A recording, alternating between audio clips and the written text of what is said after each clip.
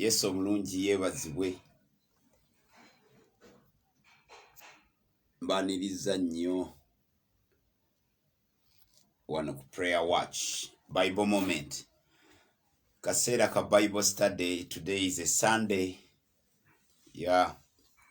Olwe Sunday lubaako ebikooya ebirala bingi, naye njagala kukkiriza Katonda nti muli bulungi. Njagala kukkiriza Mukama nti muli verified, nti we muli bulungi.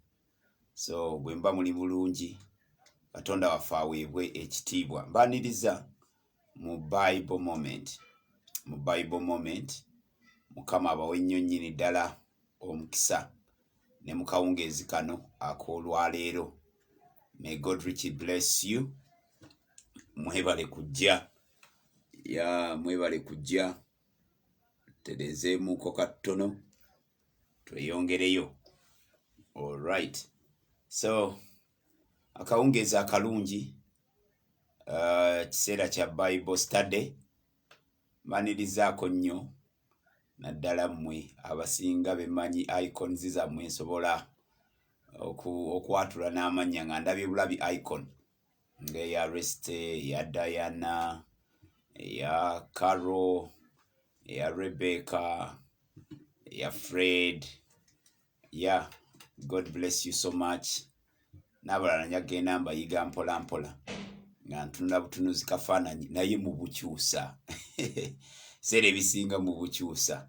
N'olwekyo okay, yes Diana, buli kimu pink. Yes. Buli kimu pink, ne Bible tujja kuleeteza pink.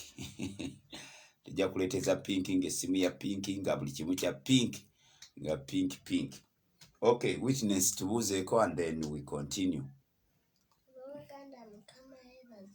Yongera ku ddoboozi. Amiina. My name is Witness Masemugas.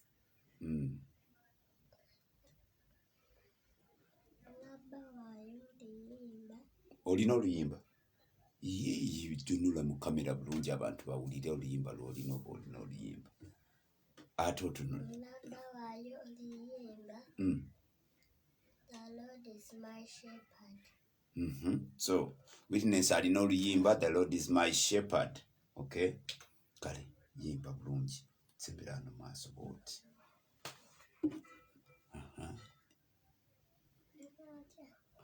Yimba akayimba.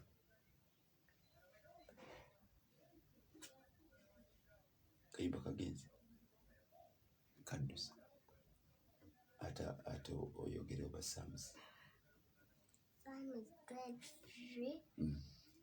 My Lord is my shepherd, I shall not want. He makes me to lie down in green pastures. He restores my soul. He leads me in thy sight of righteousness for his name's sake.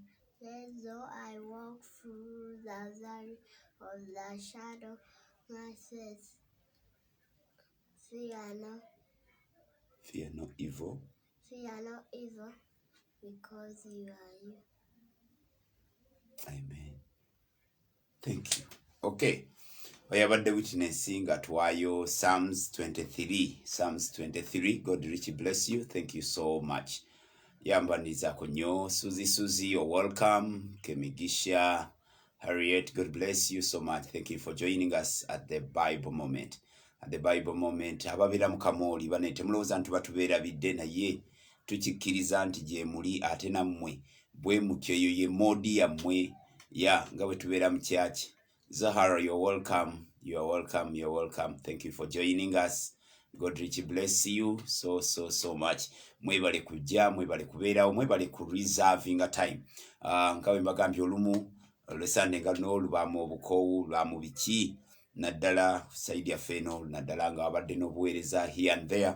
Naye at times oba weekansolinga ng'owulira okooye nnyo, naye n'ojjukira omuli omwoyo n'agamba nti eriyo omuntu nga ye saaviisi ye neeya Bible moment, ng'ebirala byonna yabyesonyiye naganinda kaseera ka Bible moment nze wenja okuyigira ekigambo kyange oba sinakindi ng'alinako gy'abadde yagenze nga service yamusaze ekigambo ekyo kyewunyisa n'okwewunyisa omuntu nga service yakoze eki yamusaze. Yes, Grace, you're welcome. You're welcome. God bless you.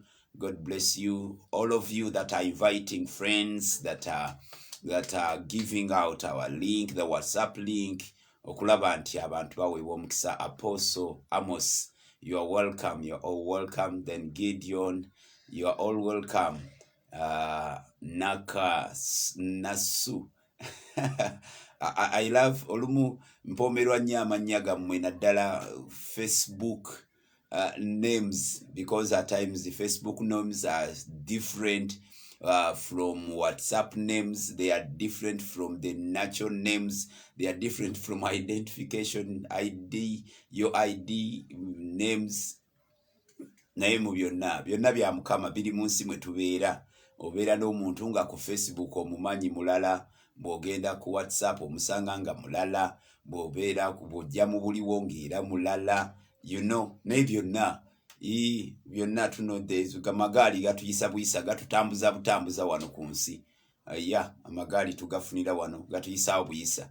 N'olwekyo teweesalira musango kitwale nga just bikozesebwa bya wano ku nsi. Mbaniriza nnyo ne mu kawungeezi kano ak'olwaleero nga tuli mu Bible Moment. Abali ku WhatsApp group, may God bless you. Abali ku Bible Moment, abali ku Prayer Watch, abali ku Power of God Church, abali ku Holy Spirit Church, abali ku churches ez'enjawulo eziri online, God is Blessed Church.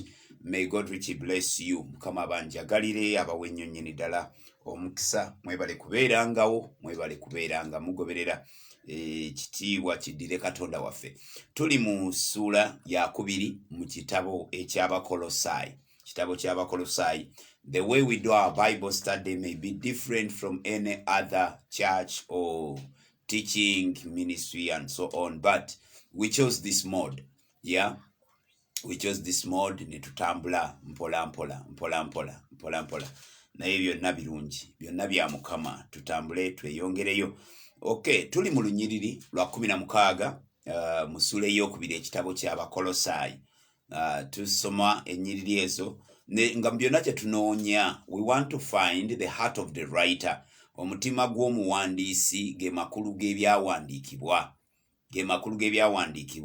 Omuwandiisi kye yali agamba luli kyalina okuba ng'agamba ne kaakati. Kye yali ategeeza luli kyalina okuba ng'ategeeza n'olwaleero. Y'ensonga lwaki tusitadinga ne tutunuulira tukitwewaze oba kituletera okwewala okumisiyuzinga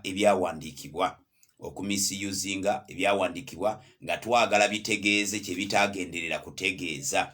So mu Bible study bweti tujja ku maintaininga course eyo ey'okufuba okulaba ng'ebyawandiikibwa bitegeeza kye byagenderera okutegeeza, bireme kuwugulibwa, bireme kubeera misused, kubanga ekyo ekyali ku mutima gwa Apostle Paul ng'awandiika kyekyo Omwoyo Omutukuvu kye yagenderera abaali mu kkanisa eyo gye yali awandiikira bategeere, ate era n'aba mulembe ogunaddako, kubanga Omwoyo Omutukuvu yamanya nti ebigambo bino tebigenda kukoma ku Apostle Paul, tebigenda kukoma ku Timotheo, tebigenda kukoma ku Tychicus, tebigenda kukoma ku bantu bano ba Epaphras, tebigenda kukoma ku mulembe guno gwa kkanisa ya Kolos, naye nga bigenda crossinga bijje paka ne mulembe gwaffe esigale nga Bayibuli yemu yeyogera naffe. N'olwekyo ky'ensonga lwaki kikulu nnyo okunoonya omutima gw'omuwandiisi gwali ki, ekigendererwa ky'Omwoyo Omutukuvu bubaka ki bwe yagenderera okubeera ng'aderivalinga eri obulamu bwaffe. Okay, tuli mu ludda wa Bakolosayi chapter 2 verses 19. Bible egambye there verses 16 not 19. Abatayipinga munyambako. Susie, you know how to type. Brenda, at times you type. Nigwe Siraba, Mani Opera Simulaba, Jose, at times he also types. Ne Vincent anatuka mumuyite mumugamba yanguwe. Nana, you are welcome. Mumugamba yanguwe tuberenga tweyongerayo bali mu media house obuweereza butandika nga nammwe mujjayo ebikola nga muwandiika. These things nabagamba tebiriko copyright. Mukama bwakubikkulirwa n'akuwa ekisa ekibaako ky'owandiika ekinazimba ekinagasa omulembe omulala, you just go ahead and write.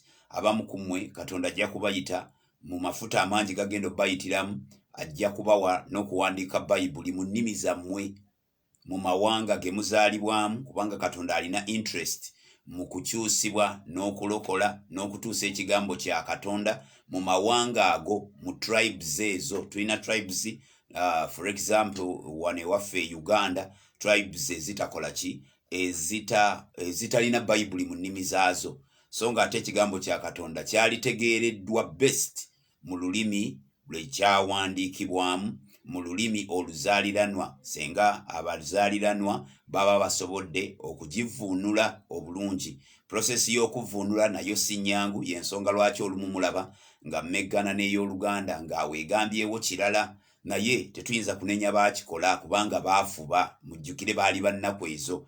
So ab'omulembe gwaffe naffe kitukakatako okugenda okwongera nga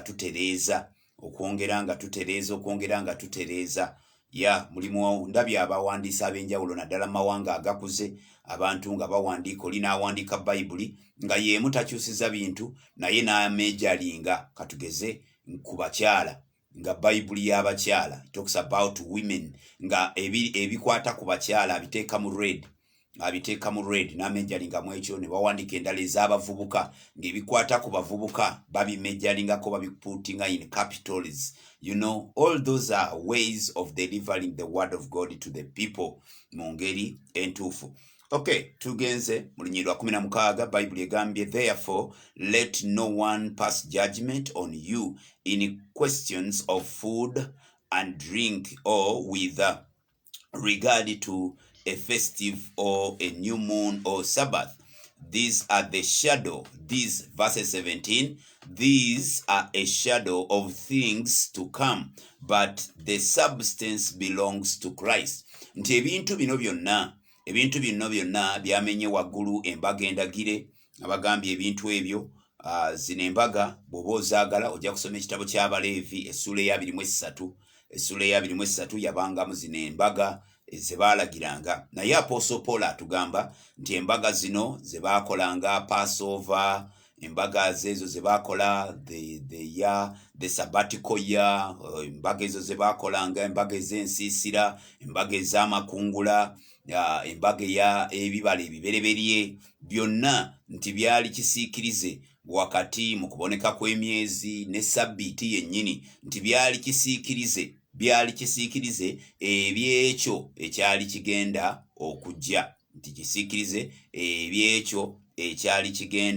okujja, naye abantu kyabalimu oba okutegeera ngambe bwentyo ne basigala ng'olwali tukyalina abantu nga babyekutteko nga bawuliranga ebirimu obulamu, byalimu obulamu nga Kristo tannajja.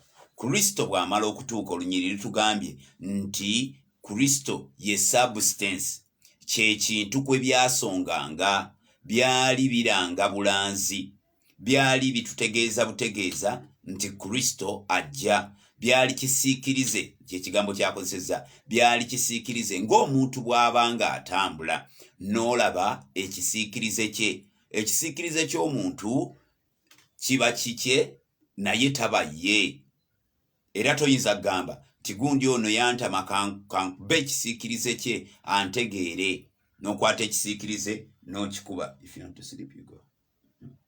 Okay. So bw'oba oli munyiivu nnyo gwe n'okwata ekisiikirize n'olwanagana n'ekisiikirize n'ogamba kankisune ennyindo, n'olwanagana n'ekisiikirize n'okisuna amatu, n'olwanagana n'ekisiikirize, you will not achieve much. Psychologically ojja kuba weeyambye nga ggwe ayagala okubeera ng'okola ekintu bwe kityo, naye the substance, ekituufu ekyannamaddala ye Kristo. Ekisiikirize ky'omuti kirala ku muti. So bw'otayinza kunoga ovakkedo mu kisiikirize ky'omuti ng'olabye ekisiikirize ekisinga obulungi kwe kubeera ng'ofuna omuti gwennyini. Bw'ofuna omuti gwennyini, then use that oloba ofunye ekituufu. Therefore bwe twafuna Kristo ye substance, kyekyo kye twali tulindirira, kyekyo kye twali twagala, kyekyo kye twali tunoonya. Twafunaani Kristo. Biri byonna ebyamukiikirira, sabbiiti zaasonganga ku ye, embaga zino ez'ensiisira zaasonganga ku ye, Passover yasonganga ku ye, Passover lamb yasonganga ku ye. Byonna byali byogera kwani? Byogera ku Kristo. N'olwekyo Kristo bw'amala okujja ate tetulina bwe tusigala nga tupaakinze mu ebyo ebyamusongangako. Tetulina bwe tusigala nga twekutte mu ebyo ebyamusongangako nga tulowooza nti birimu obulamu. Byalimu obulamu nga tannajja. Bw'amala okujja, obulamu obwabirimu bwayingira mu ye, ekisiikirize ne kibulawo, ye n'akola atya? Ye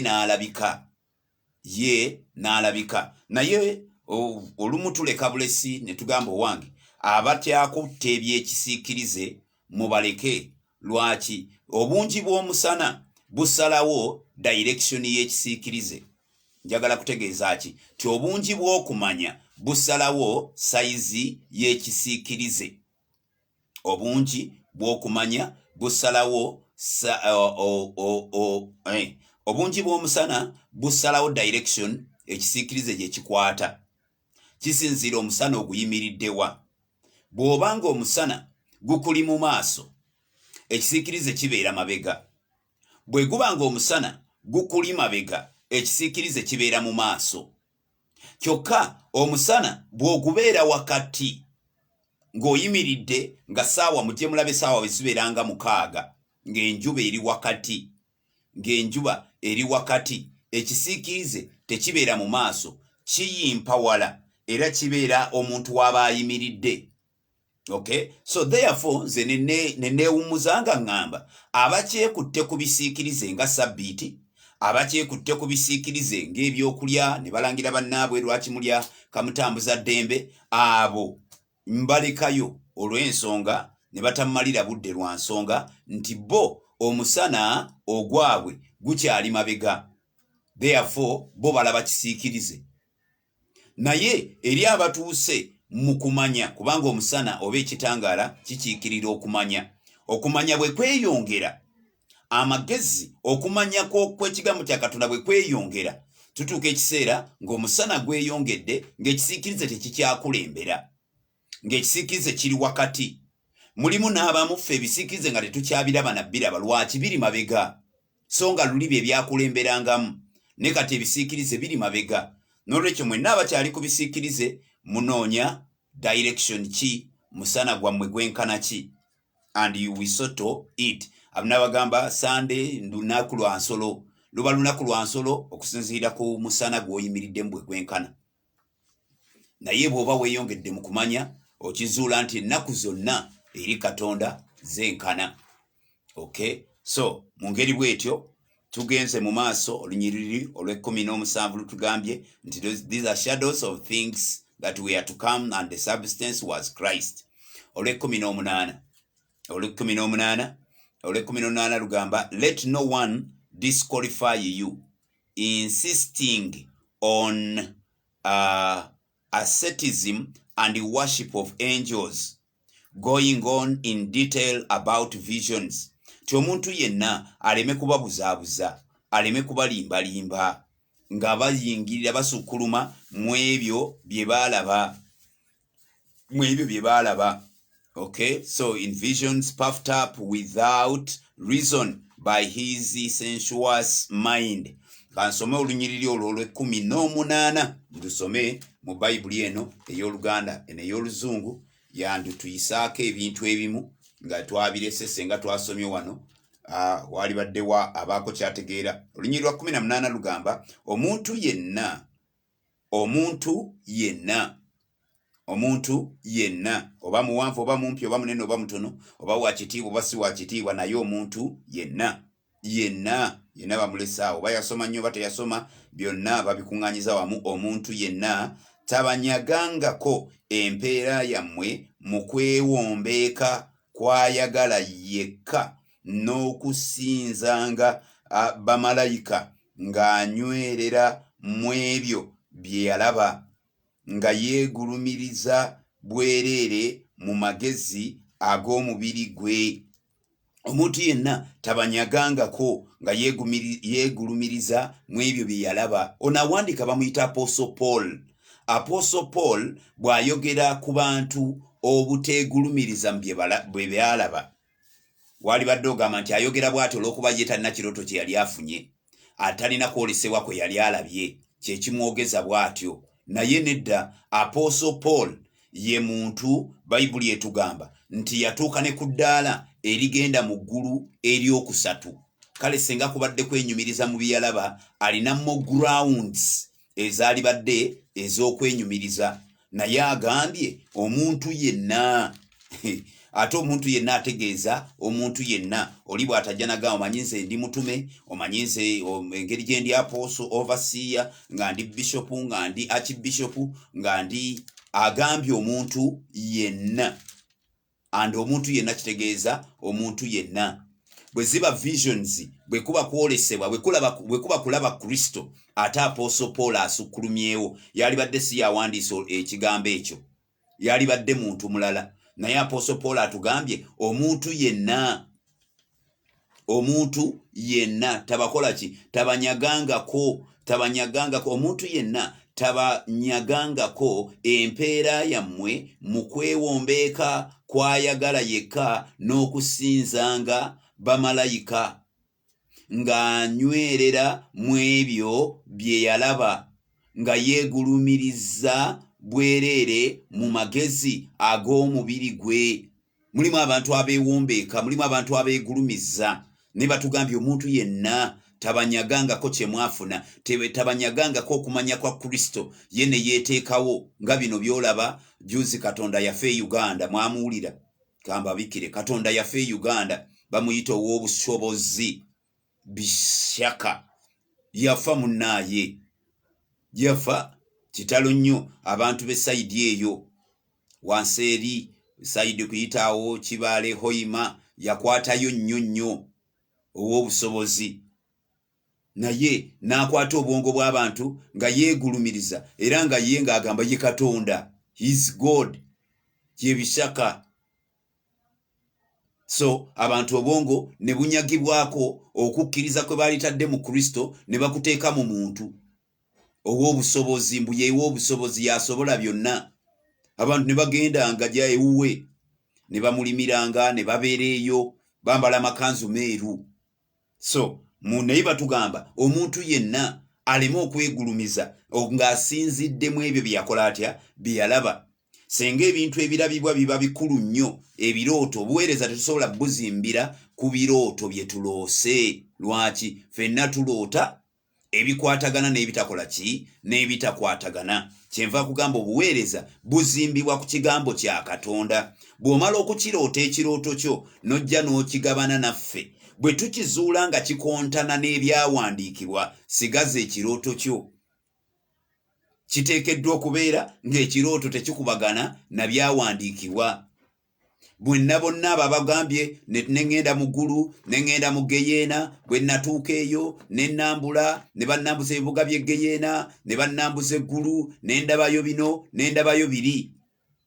Kubanga bwe nafa, ebintu ebyo bikwata nnyo bambi obwongo bw'abantu, kubanga omuntu yafudde n'akomawo. Era kye kibagambisa mbu yafudde n'akomawo. Naye buli lw'okola statement n'ogamba mbu wafudde n'okomawo, oba okontradictinze ne Bayibuli.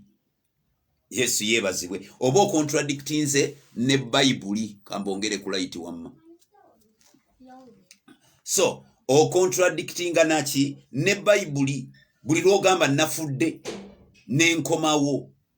Are you sure? Ye Bayibuli etugamba nti bw'onoosoma Luka sura ya 16 nti tewali muntu akkirizibwa acrossing to the other side, akkirizibwa komawo eno. Yesu ye yayogera mu Luka 16. Tewali akkirizibwa.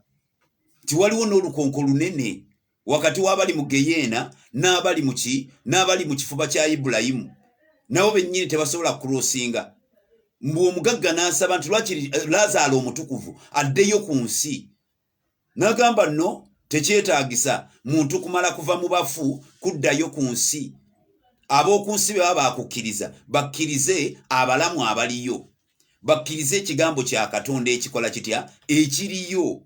So therefore baliyogedde batya? Manyi ekiboogeza nti nafa n'enkomawo. Ekiboogeza bwe batyo nti abantu tutya omuntu yenna agenzeeko mu nsi eyo mbu n'akomawo. Tuba tumuwa ekitiibwa kulwaki ffenna tukyegomba. Ensi yonna yeebuuza ti naye emagomba eyo ajja abantu gye bagenda ne batadda. Oli yayikuba n'oluyimba lulamba walumba ezzaayo atukola bw'atyo baka abasajja b'otugumbula otyo. Oli wangeri kyataayisa akalungi n'owesimba n'omuganziko otyo. Kati abantu ensi yeebuuza kyekiri mu nsi eyo. N'olwekyo omuntu bw'ajja n'agamba nabaddeyo nafudde n'enkomawo, abajja kuŋŋaanya. Naye Bayibuli ekomawo n'etugamba nti akurosinga kuremu eyo tebamukkiriza kudda. Therefore ekyokwogera kyalibadde kyangu. Keera ku makyo tugambye nayoleseddwa. Mu kulwala kwange okungi, oba wabadde mulwadde, ti mu kulwala kwange okungi wakati nga ndi mu kkoma n'enjolesebwa. It is a vision. Kwolesebwa oba olagiddwa ebiri mu nsi eri. Naye mujja n'omutwe omunene, wuuno eyali afudde azuukidde, wuuno eyali afudde akomyewo. So mu ngeri bwetyo abantu babeera mu kkoma. And by the way, mu madiini aganguwa okuziika, many of the times ndowooza baziise n'abantu nga balamu. Genda okudda engulu ng'oli mu kabuli nga baakootaddeko akadongo nga tonnawe weekyusiza ng'olina sigalayo. So mu ngeri bwetyo tugambe twafunye okwolesebwa. Nayoleseddwa. Mukama yandaze ebintu bino kubanga okwolesebwa Bayibuli ate yo tekontana nakwo. Yokaana eyawandiika ku bikkulirwa ali wakati mu kwolesebwa n'enjolesebwa. Bw'osoma Ezeekeri ajja kugamba yali Babilooni n'ayolesebwa. Omwoyo wa Mukama n'antwala mu mwoyo. And the hand of the Lord was upon me. He took me in the spirit. Nga bali particular boogera bulungi, olulimi nga lutegeerekeka. N'enjolesebwa, n'endagibwa. Naye olw'okuba mwagala abantu mubatambuliza ku ntiisa, abantu baabani abagamba nti abantu bw'obatiisa lw'ofuna emitima gyabwe. So nga Bayibuli etugambye tetwaweebwa mwoyo wa kutya. Tetwaweebwa mwoyo wa kutya. Wabula twaweebwa ki? Twaweebwa omwoyo ow'obuvumu, ow'okwagala.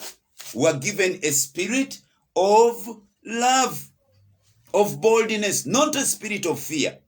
So twewala ekintu kyonna kye bayita okutya. N'olwekyo Apostle Paul atugambye omuntu yonna tatunyagangako kukkiriza kwaffe nga yeeguluumiririza mu ebyo bye yalaba, mu kwolesebwa kwe yafuna. Manyi nze nalaba gundi, nalaba Yesu, nendaba Katonda yennyini. Weebale kubiraba, naye tetugenda kutambulira ku bye walaba. Twagala nnyo by'oba olabye bikwatagane ne Bayibuli kyekola etya kyeyogera. Otherwise atuganye abeegulumiriza mu bye baalaba. Wuuno ye yagenda ne mu ggulu eryokusatu. Ojja kusoma Abakolinso ekyokubiri essuula ya 12. Mu ssuula eye-12 atugamba, ankusomerewo wano akanyiri kamu, agambye I must go on boasting though there is nothing to be gained by it. Tewali magoba gali byakwenyumiriza. I will go on to the visions and the revelations of the Lord. Tinaligenze mu kwolesebwa, naligenze mu kubikkulirwa kwa Mukama waffe, kubanga ne mukolokoka kwe ye yalokokera mu visioni. Yalaba Mukama waffe nga n'okwatula tannayatula bulokozi. yalaba mukama waffe nga tannafuna na mwoyo mutukuvu, yalaba mukama waffe nga tannasabirwa kulokoka, n'alaba Kristo. Naye ati atugambye mu Bakolosaayi 2:18 n'agamba omuntu yenna tababuzaabuzanga, tabalimbanga nga yeekweka mu ebyo bye yayolesebwa oba mu ebyo bye yakola ki, bye yalaba. Ye agambye mu lunyiriro lw'okubiri n'agamba, I know a man in Christ who 14 years ago was caught up in the third heaven. Agaana n'okuteekawo erinnya lye, akireeta mu ngeri yakwetoowaza nnyo. Lwaki? Kubanga amala n'akisimbawo, nze Pawulo gwe mulaba nafuna okwolesebwa n'entwalibwa mu ggulu erisooka, eryokubiri, eryokusatu. Abantu baalijja attention ku Kristo ne batandika okuvunnamira Pawulo. Oyo gwe mulaba yagenda mu ggulu. Oyo gwe mulaba yakavaayo, genda akutekeka emikono kubanga yakajja akomewo. And you know ebintu bwe bite ebyentiisa bye twagala. Mitima gyaffe olw'okuba tuva mu background za busamize, tuva mu background ez'obulogo, tumaliriza omuntu bw'ayogera ebyo. Musajja yajja kuno simanyi bamuyita Katamba, najja yakwata yaka oba yalina okwatula tannayatula. Ne Kasita yamanya ekikwata abantu nti kubagamba ti nafa n'enzuukira. Najja n'atandika okunnyonnyola bwe yagenda e Magombe, bwe yalaba Sitaani, bwe yali ne Sitaani nga balya bonna, ne bajja ne bakuŋŋaanya ebibiina. The likes abamu sijja na baatula mannya kubanga bantu bakyali mu ggwanga lino, bakyali mu ggwanga lino. Naye nga bakutte ebibiina, abasumba ne badduka mbiro ne babawa obuzindaalo babuulire. Yakakyuka, Bayibuli egamba Saaba abaakakyuka, naye yakakyuka ne bamukwasa akazindaalo. Ne bakuŋŋaanya ebibiina, ne bakuŋŋaanya abantu nga bo bwe baalyanga ne Sitaani, era Sitaani yabatuma, era Sitaani biki. Ebintu ebyo nayolesebwa bwe nti omanyi ekkanisa ey'egindi ffe twagiremesa, ffe twakola accident egindi. Bisitoola ebyo mumanyi nti bibanyumira nnyo, simanyi lwaki naye mukimanyi nti bibanyumira nnyo. Ffe twatta omutume eddeewo balabye ekkubo, ffe twaleeta accident bwe yalinnya mu Kuruhani ne tumutta. Ebintu ebimu ntuuza gavumenti eba yeetaaga kukwata abantu abo, poliisi eba yeetaaga kuyita ekwata abantu abo, tubakauntinge, tubabanje omusaayi gw'abagenzi. Naye basangibwawa mu makuŋŋaaniro gaffe. Olwaleero yali Katamba omusanga mu Basiraamu, kati annyonnyola abalokole bwe baamukozesa, kati yasiramuka.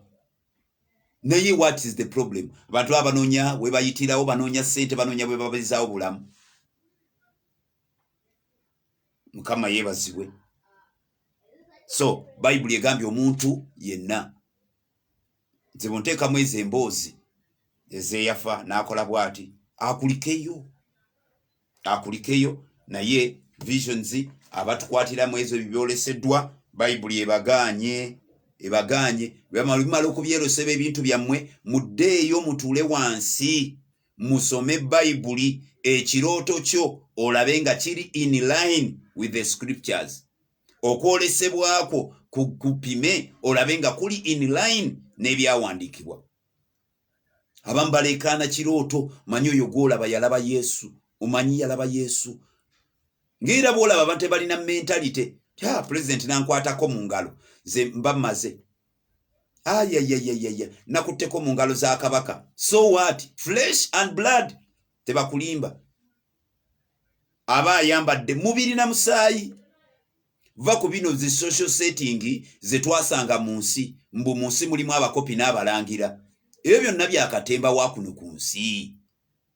At the end of the day it is flesh and blood.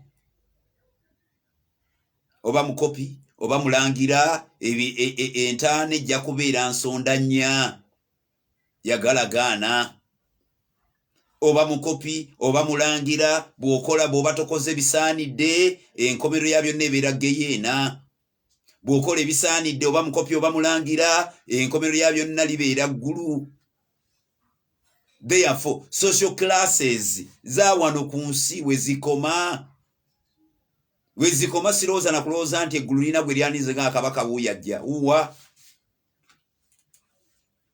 teririna na bwenna mumwetwalira bonna bakola effujjo ku nsi nga balabanga ab'amaanyi kubanga alina emmundu kubanga alina kino kubanga alina kino kubanga alina ssente byonna obutaliimu okugoberera empewo manyi kye bayita obutaliimu byebintu ebyo bitulimbira bwere ate abaana b'abantu tetuyiga ensi yaliyize naye egaana bugaanyi okuyiga.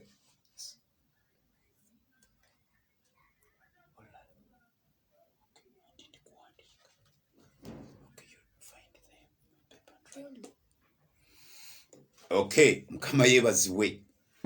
Tweyongeddeyo ku lunyiriri lwaffe olwa 19. Olunyiriri lwa 19 19 Bayibuli egambye so nga teyeekwase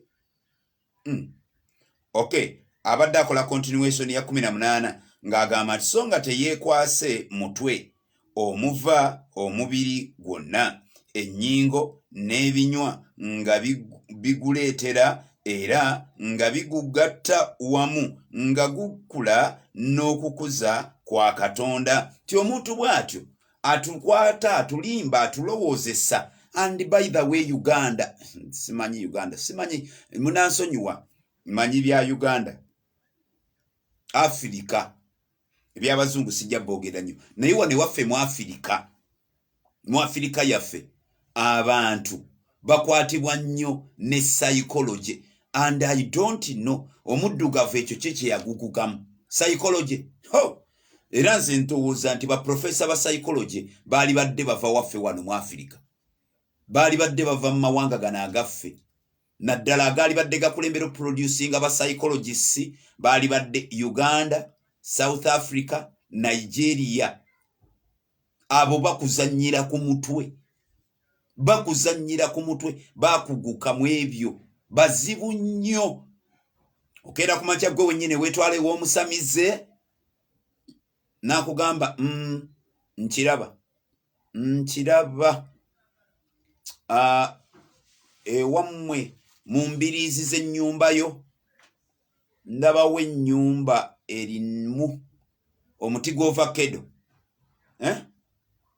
oba gwa muyembe, ndabanga ogw'ovakkedo gwe wennyini omugamba nti gwa muyembe n'ogweteerawo nti gwa muyembe n'agamba oyo yakuloga.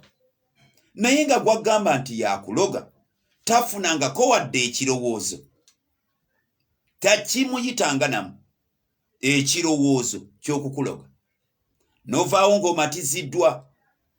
Naye ennyumba ki eno ewaffe, maka ki omutali muti gwa muyembe? Maka ki agatali muti gw'ovakkedo? Gaba maka ki nga go tegalina muti gwa ffene? Gaba maka ki? Naye psychology bazannyira ku bwongo.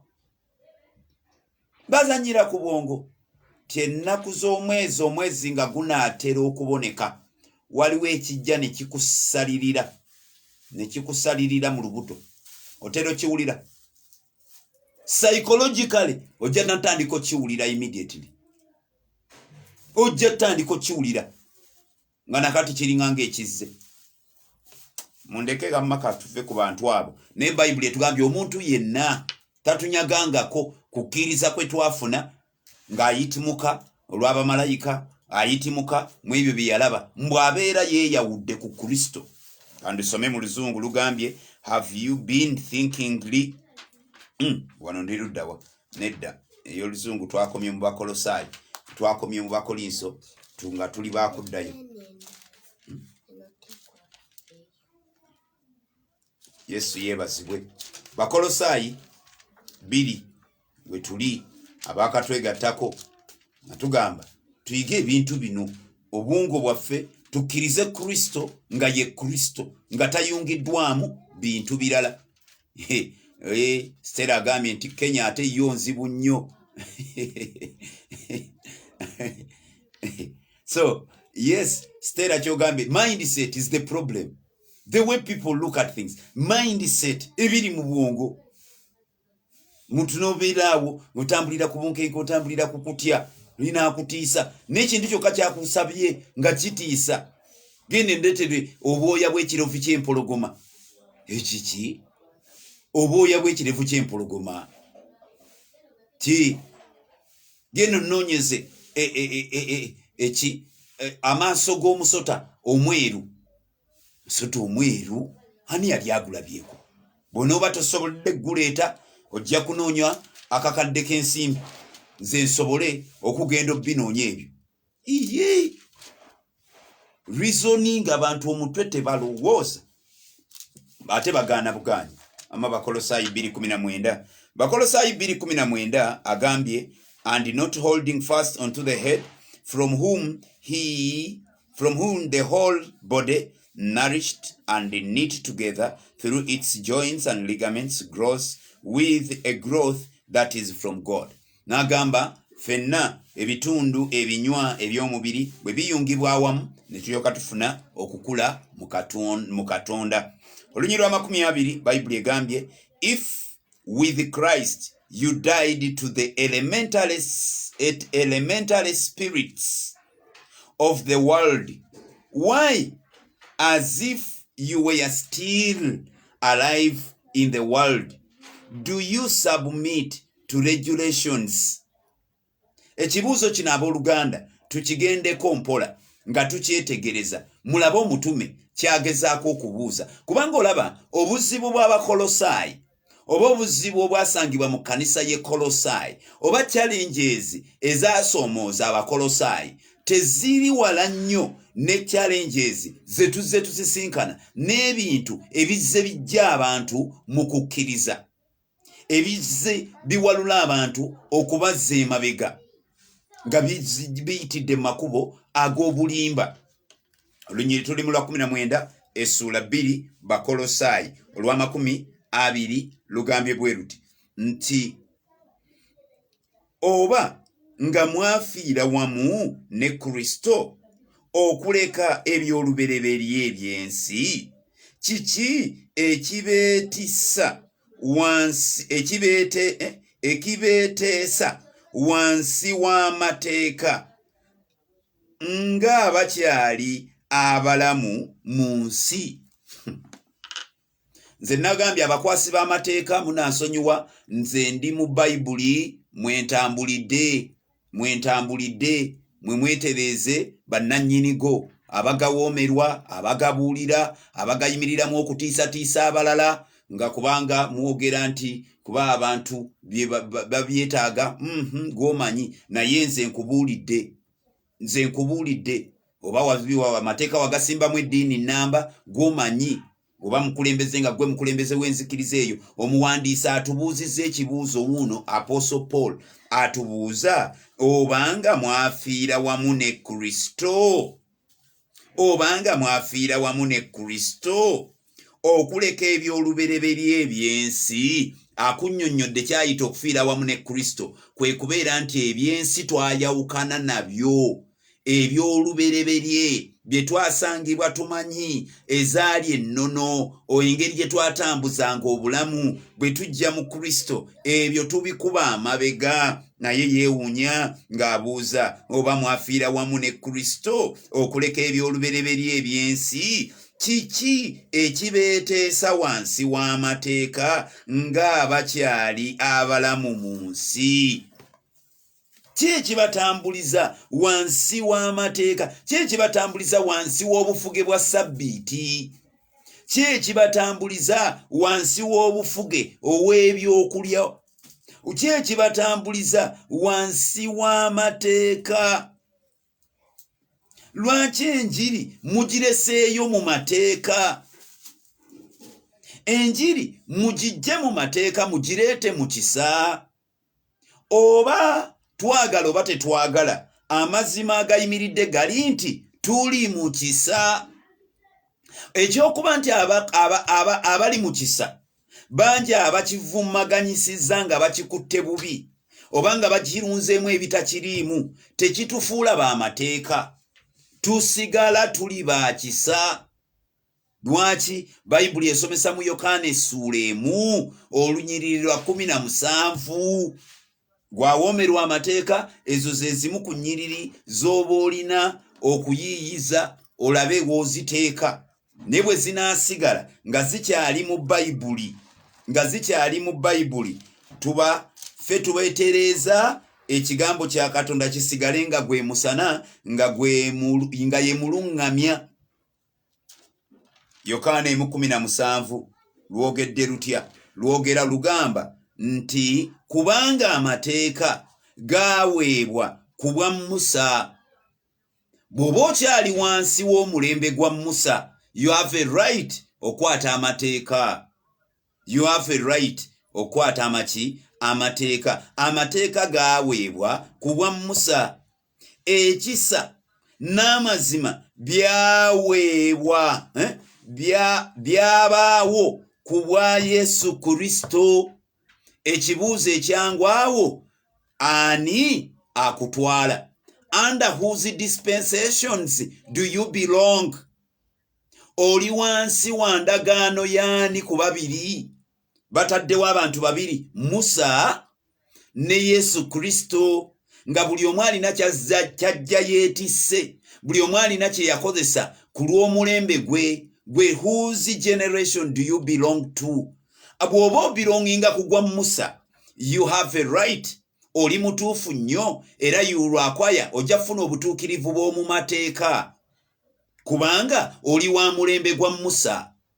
Naye bw'oba oli wa mulembe gwa Kristo, abanunule ba Mukama, abanunulibwa olw'omusaayi ogw'omwana gw'endiga ogwayika ku musaalaba e Gologoosa, ife ekyaffe kiikino, ekisa n'amazima byaweebwa ku bwa Yesu Kristo.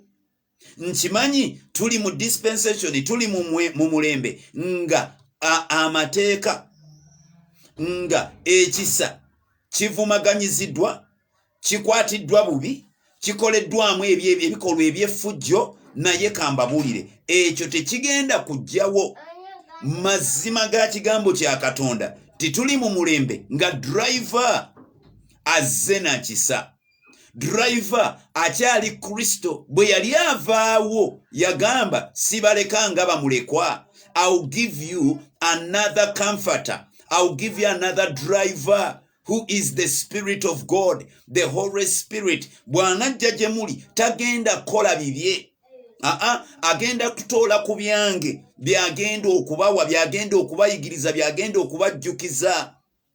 So the dispensation drive is still the grace of God. We are under the grace of God. Tukyatambulira mu kisa. Tewali yuyo kambabuulira n'obabuulira mwabampuliriza. Tewali yuyo na kintu kye bayita okubalansinga amateeka n'ekisa. It is not there. It is not there. You must belong to one of the two. Either you belong to the law or you belong to the grace.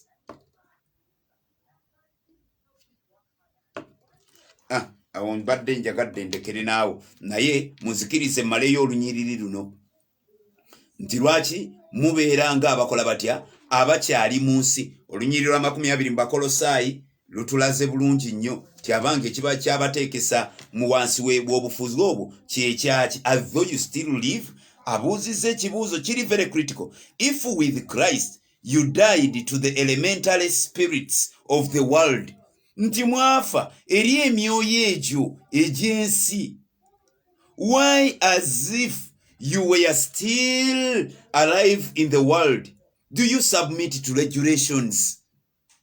To those regulations, lwaki mukyazikakkanira?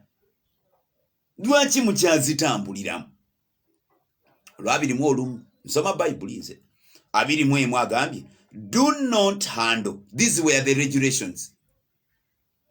Regulations unaazimenye mu 21. Mukama yeebazibwe. So agambye regulations zino lwaki mukyazitambuliramu ezigamba zitya? Do not handle, do not test, do not touch. Byonna mwe mugendera n'ebyo byonna bye mukyabye ebigambo ebyo ebiwoomerevu ebyo byetero gamba touch not the anointed one of God. Olwo nga twagala the anointed one bayiseewo ebifu byabwe. touch not the anointed one. But tugambye these regulations, why do we still subject ourselves under them? If you are the anointed one of God, do what is expected of the anointed one. Let it not be a cover up ey'ebintu ebikyamu nga tubikoze nga tugamba a anointed one of God.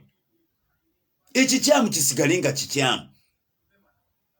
Tuleme ku covering up etokomako yafukibwako amafuta. Bayibuli egamba osaagira ku kirala. Alooni, Musa, olaba Musa yayonoona naye Alooni ne Mira ne bamwogerako. Katonda n'abakube n'akuba Miri ekigenge. Ate nga Alooni tebakimukuba. Wanji. So, in simple terms, these things do not handle, do not test, do not touch. Ebyo byonna, they are regulations. Tunoonye nga substance, tunoonye ekinyusi ekya buli mu buli kigambo, tuleme kutambula butambuzi na bikwate. Olwabirimu ebbiri lugambye, referring to things that all perish as they are used. Mbu regulations zino zatambuliranga ku bintu ebigwawo, things that perish, things that are there and they are no more. Ebyo ebikola bitya? Ebigwawo, things that perish as they are used.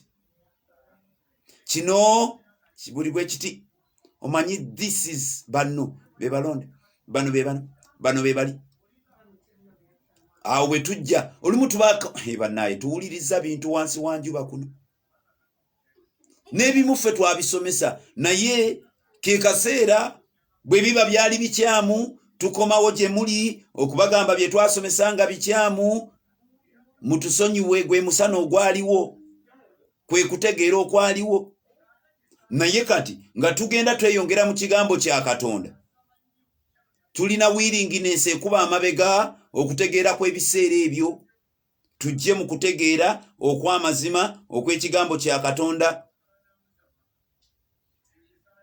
Bagaye bino ebintu biperishinga by use according to human precepts and teachings, okusinziira ku mateeka n'ebintu by'abantu, human ebikwate ebyabaki eby'abantu. Bakolosaayi 2:22 lwensoma lutugambye lutya? Mu 2:22 ayogedde n'agamba ebyo byonna bigwerawo mu kukolebwa okugobereranga ebiragiro n'okuyigiriza eby'abantu. Byonna nabiziize n'abiteeka mu kuyigiriza kw'abantu. Ebyo bintu by'abantu. Don't touch, don't eat, don't taste, don't.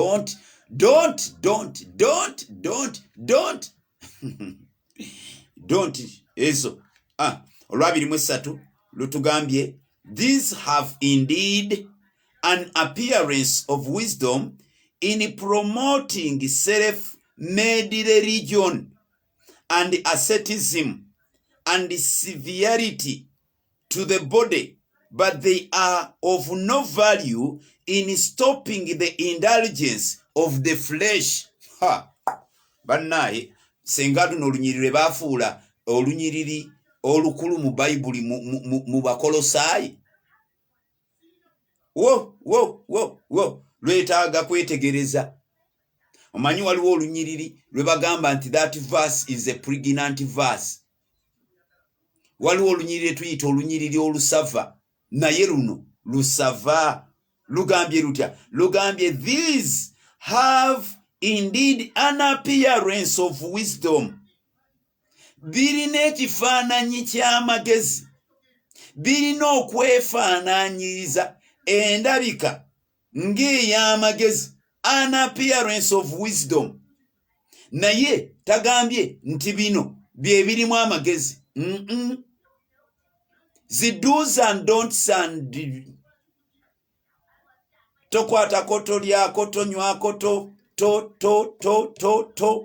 zitoto ezo agambye zirina ekifaananyi, zirina enneefaanaanyiriza, an appearance of wisdom, and in that wisdom, a wisdom in promoting self-made religion and asceticism and the severity of the body.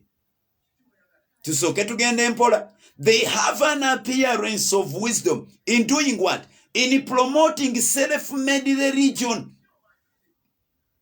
Self-made religion. Bayibuli kijensoma kubanga muyiyo kayinza okuba tekalimu. Bayibuli jensoma bagiyita the English Revised Standard Version.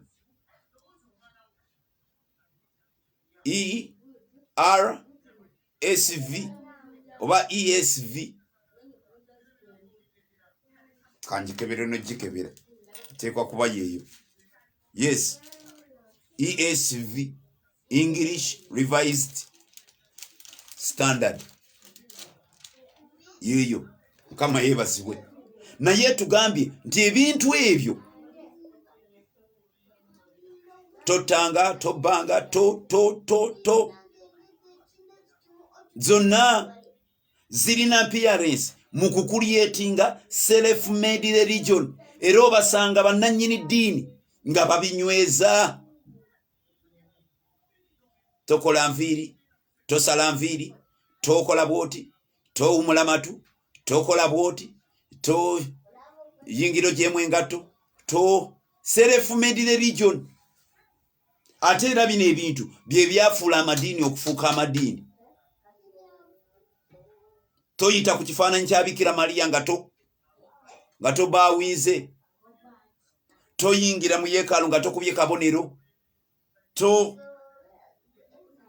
Abapentekooti bwe tutandika okuyingiza ebintu ebyo, tutandika okubyembula esinga, tuba tutandise okukola kye bayita self-made religion.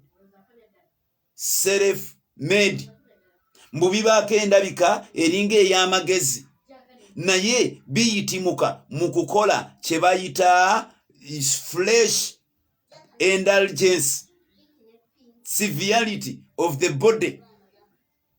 Okola bwoti, oyambala bwoti, okola bwoti, okola bwoti. Mutera okumbuza ekibuuzo, musumba, abakazi bakkirizibwa okwambala empale z'abasajja?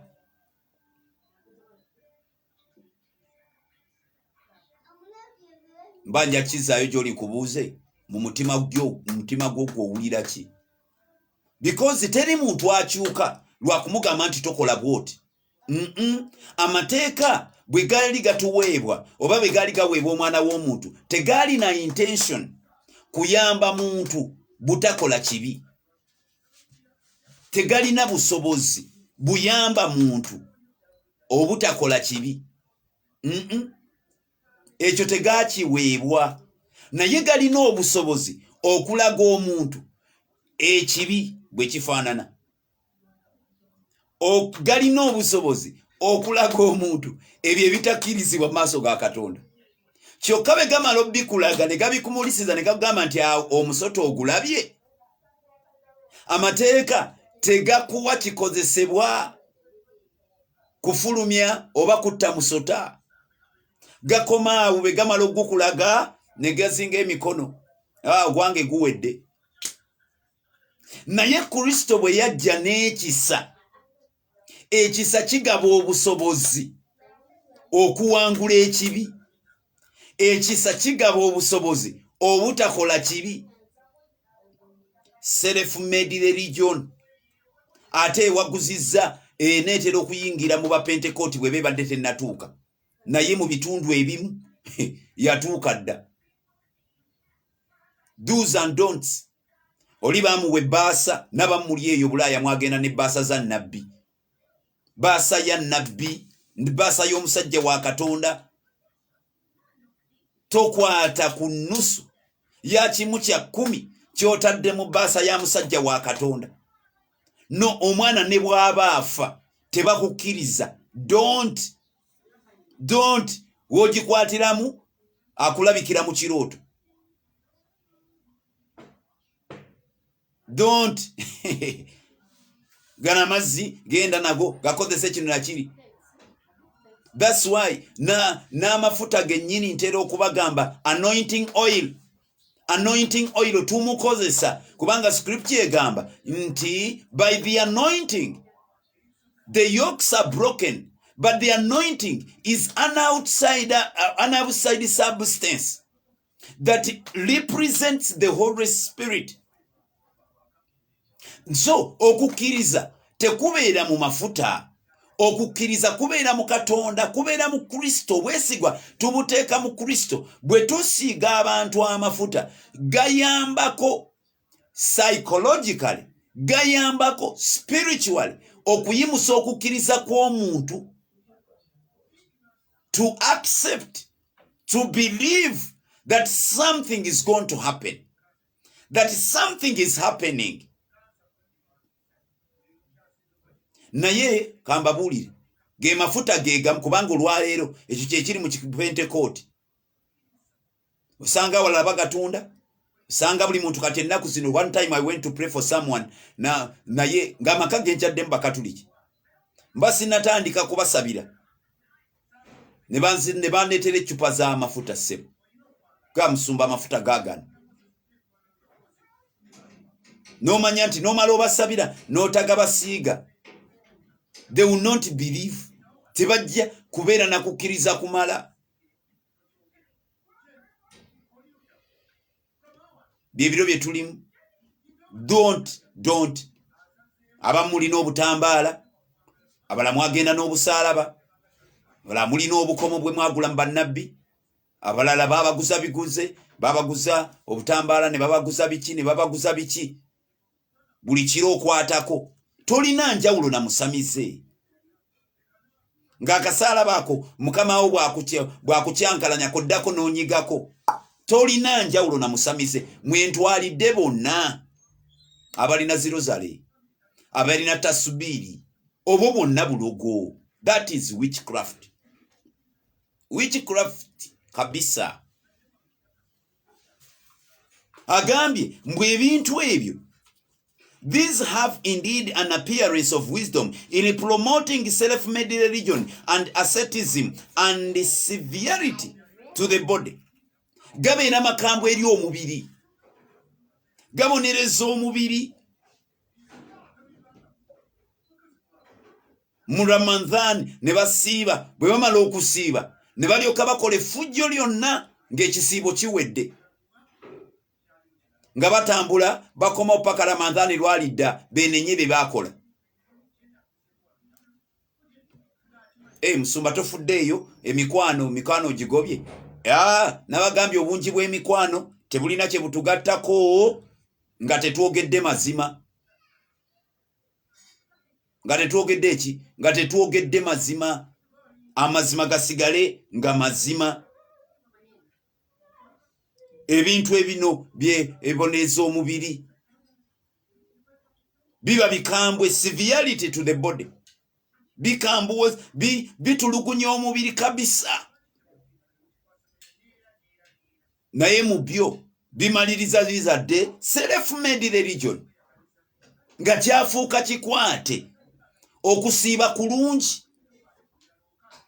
kulungi era Kristo yatugamba nti mulimu ebintu ebitavaawo awatali kusaba na kusiiba. Naye senga kufuuka eddiini, senga kufuuka ekintu ekyolutentezi nga gwe buli lwa mukaaga, nga buli lwa kusatu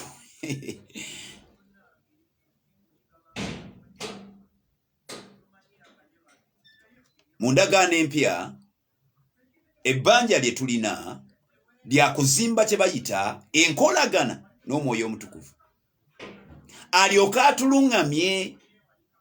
Ne bwe kuba kusiiba ng'okwo tusiibe ng'atuluŋŋamizza.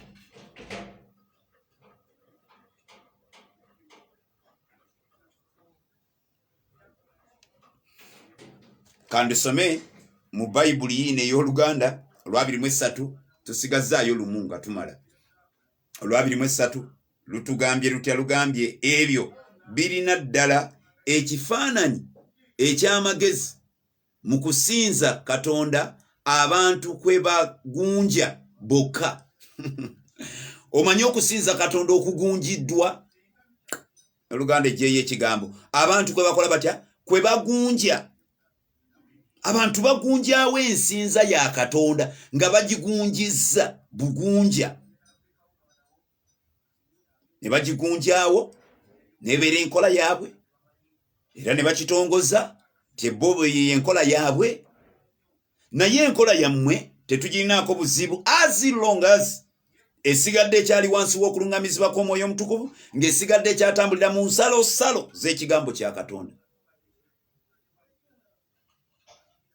mbwa okusinza Katonda okw'abantu kwe bagunja bokka ne mu kwewombeeka ne mu kubonyaabonya omubiri bebintu bye babikola mu kubonyaabonya omubiri naye tebiriiko kye bigasa n'akatono olw'ekwegomba okw'omubiri mbu tebiriiko kye bigasa ono agambye olw'ekwegomba kw'omubiri naye ow'oluzungu ate yakajjayo obulungi okusobola okutegeera kyabadde agambye but they are of no value in stopping the indulgence of the flesh yensonga lwaki nti bw'osiiba okusiiba ng'ekikwate n'okola okusiiba mu ngeri ya kikwate ogenda kumaliriza nti w'okuviiramu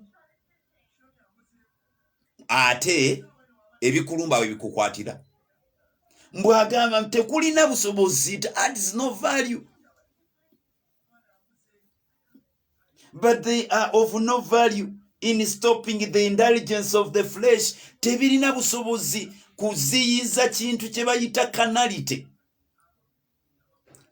eba efunye bufunyi we yeekweka byaleero nga bikambwe byaleero nga bigumu tusome bayibuli bwetyo bwe tugambye the do's the don'ts atugambye birina obusobozi obwo birabika nga birungi biteekawo self-made religions bikuteekawo ebigunjiddwa bigunja enkola ne tubeera smart ne tubeera orderly ne tubeera ki naye indulgence y'omubiri emaliriza tekwatiddwako kyova olaba bangi ababikoze naye omubiri ne gusigala nga gukyamegga nga gukyakola effujjo lyagwo lwaki kubanga ekyo kyokka ekisobola okukoma ku indulgence y'omubiri ye Kristo mu Mwoyo Omutukuvu oyo yekka yayinza ye yekka yasobola okuteeka control okuteeka ebiziyiza ku ffujjo ly'omubiri era mmanyi waliwo abamu mu mmwe wakati mu lutalo lw'okwaka ng'omeggana ne last n'ogamba kansiibe naye nga wooviira mu kisiibo omubiri we gukugambira njagala sex nga woogufulumira mu bwoti bw'ofulumira mu kisiibo ne gugolokoka agambye nti bwe tuba tubikole biyamba okuleeta discipline eri omubiri bishepinga omubiri naye tebirina busobozi tebirina buvumu tebirina maanyi gaziyiza mubiri kugolokoka kubanja byago oyo yekka alina amaanyi ku mubiri bamuyita Omwoyo Omutukuvu yasobola okuguyiwako amazzi ne gukkakkana yasobola okuguwoza yasobola okugukontrolinga naye amateeka ameekolere and people think they can by the way at times ngenda netunulira nga bayibuli ewandiikirwa abantu Katonda atulage nti tetusobola we cannot on our own nenaffe tufuba we put up tubaako bye tuteekawo tubaako bye tweyiwako tulage Katonda nti tusobola and at the end of the day ne tulemererwa nera netusigala nga tetuyize We only need the Holy Spirit. Yesu yagamba temusobola kembaleka wano nga bamulekwa temujja kumalako. So, church, our greatest need is to create a relationship with the Holy Spirit. Ate munaye abantu ebintu tubiyitamu ne tubikola day in day out ne bitaleeta njawulo.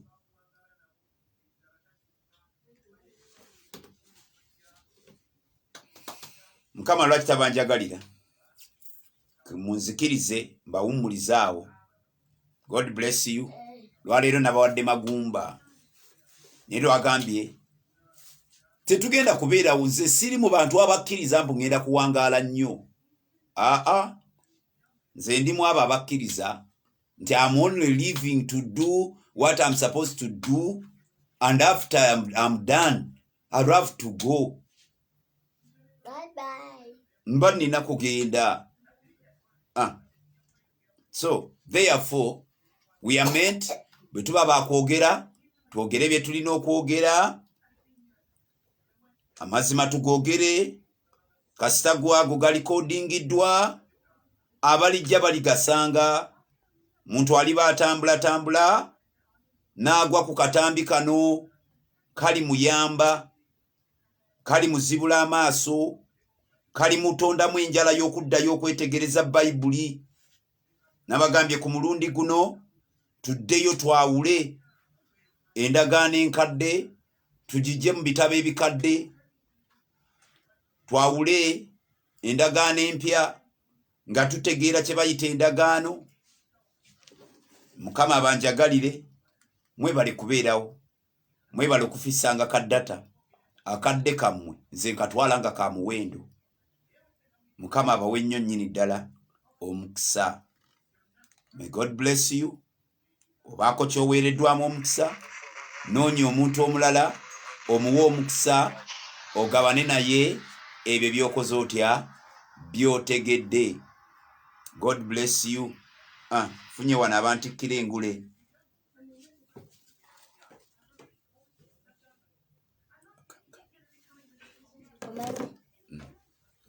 Switch off. So go switch it off.